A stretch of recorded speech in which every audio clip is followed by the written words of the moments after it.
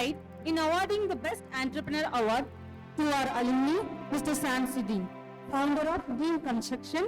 We are indeed happy to announce that he is our proud alumni of 2015 batch who is currently excelling in his establishment. எல்லா புகழும் இறைவனுக்கு. நான் இந்த கல்லூரியில் 2015 passed out student.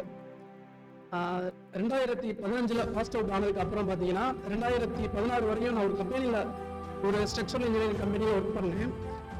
அதுக்கப்புறம் பார்த்தீங்கன்னா 2016 டிகில் கன்ஸ்ட்ரக்ஷன் என்னோட ஓன் கன்ஸ்ட்ரக்ஷன் கம்பெனியை நான் ஸ்டார்ட் பண்ணி மொத்தம் ஒரு 50 ப்ராஜெக்ட்ஸ் மேலே நாங்கள் இதுவரையும் இப்போ கம்ப்ளீட் பண்ணியிருக்கோம். இதுக்கெல்லாம் காரணம் என்னன்னு பார்த்தீங்கன்னா, அடிக்கடி இங்கே ஃபங்க்ஷன் நடக்கும். நம்ம எம்டி சார், நிறையா பிரின்சிபல் சார் எல்லாமே பேசுவாங்க. பேசும்போது பார்த்தீங்கன்னா, அதாவது நீங்கள் ஒரு இடத்துல ஒர்க்கராக இருக்கிறத விட நீங்கள் வேலை வாய்ப்பு கொடுக்குற இடத்துல நீங்கள் இருக்கணும்னு சொல்லி நிறைய டைம் நமக்கு சொல்லியிருக்காங்க. அது ஒரு இன்ஸ்பயராக இருந்திருக்கு.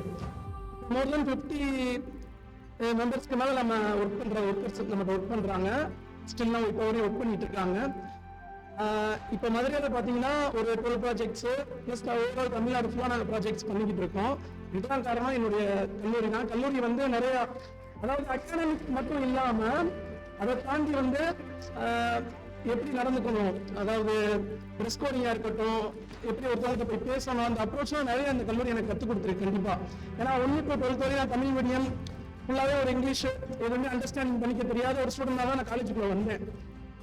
அதுக்கப்புறம் பார்த்தீங்கன்னா இந்த ஒரு 4 வருஷம் இங்கே உள்ள ஃபேக்கல்ட்டியாக இருக்கட்டும், பிரின்சிபல், ஹெச்ஓடிஸ் எல்லாருமே ஃப்ரெண்ட்லியாக நமக்கு எப்படி எல்லாமே சொல்லிக் கொடுத்து இந்த நிலைமைக்கு கொண்டு வந்திருக்காங்க. அதுக்கு இந்த கல்லூரிக்கு நான் நன்றியை தெரிவிச்சுக்கிறேன்.